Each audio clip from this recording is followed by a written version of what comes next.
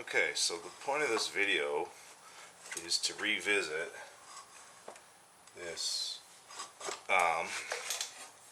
this hub bearing assembly. Apparently, a viewer has noted that I've got it wrong.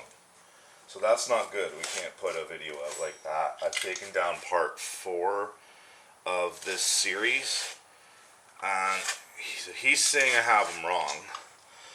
So these are the spacers. The spacers are wrong. So we can't have that. Now, my whole point of getting the spacers was to figure out there's supposed to be a flat spot against here, on the inside of here. Now, I was trying to. I knew that the narrow sides don't go out, but what it is that this one is not supposed to be on the inside. It's the small one goes on the inside. But this is what I can't understand, is how that one could work here.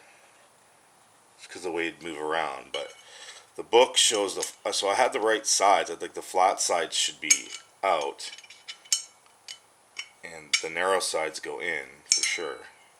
So he's saying that it's not seating.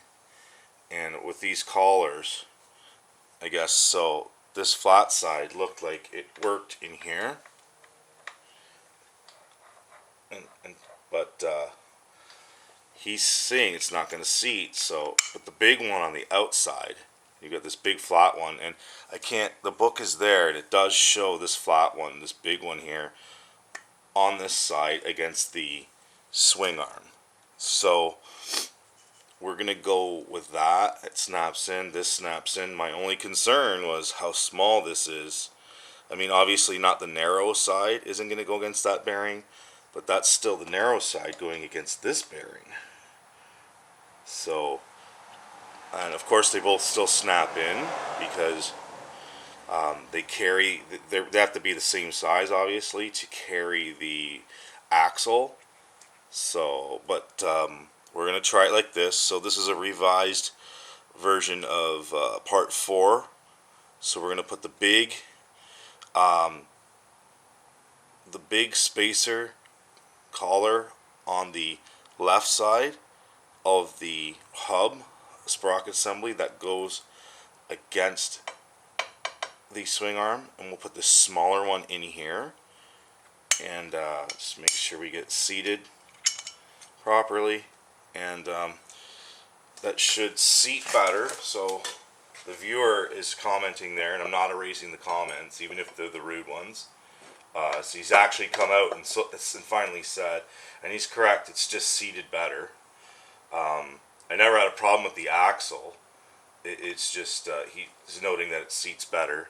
So I'm leaving his comments up, and I did note that I've taken down part 4 of this series because I had them wrong. So we don't want anyone installing those wrong. And it just seemed weird because the chain was lined up still, as it looks like it is now. I wasn't actually having a lining up problem.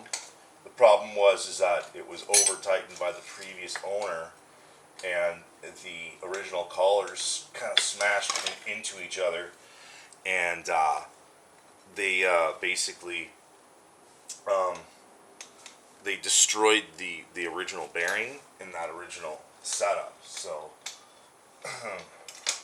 so whether or not the comments aren't the nicest, I was going by, best of how it looked, like how it was all put together, so how it all fit together. But I do believe he's correct that the bigger of the two collars, looking at how that's seated, it just seems weird how it doesn't fill up the gap against the bearing, but it does seat better. I will admit that immediately, and there is more clearance here and there, and